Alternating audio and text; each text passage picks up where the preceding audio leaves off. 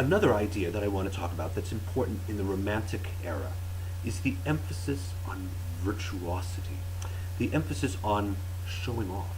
Now, part of this is because in the classical era, a composer uh, might support himself primarily by being employed by perhaps by some nobleman, by the aristocracy. He might be employed by the church, but he was probably employed by somebody who was well educated and probably had pretty good taste in music because of that educational background.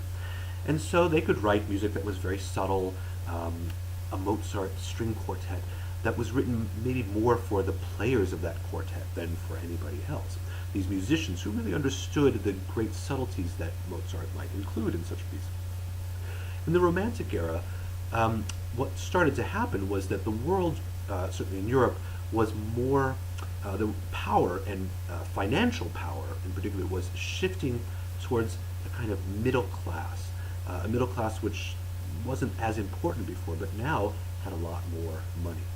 Uh, Whereas the aristocracy, the noblemen, they were starting to lose their power and lose their money.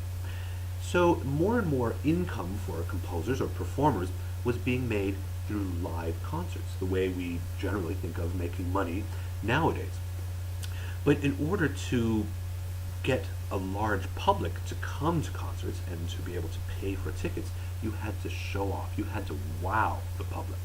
That wasn't as important or needed for somebody like Mozart or somebody like Bach. They didn't need to do that as much. They certainly did do it.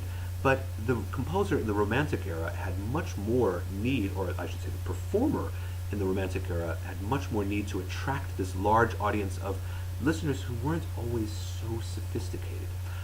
They wouldn't necessarily appreciate the subtleties of great music. And sometimes they had to just do stuff that would show off and attract this wide audience. And so virtuosity, just for its own sake, became a more important element in the Romantic era. And we hear many more pieces where there's just showing off is really important.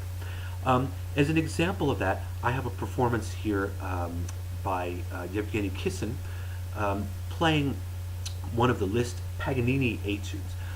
Liszt, of course, was a great virtuoso and drove people crazy with his incredible piano playing. And Paganini was, in a sense, his sort of predecessor, in a way, a violinist who played with a kind of technique and also just a spectacular charisma that people had never really heard before. So it seems fitting when we talk about virtuosity to listen to this performance, not to mention the fact that Yevgeny Kissin is an unbelievable virtuoso, an unbelievable piano player.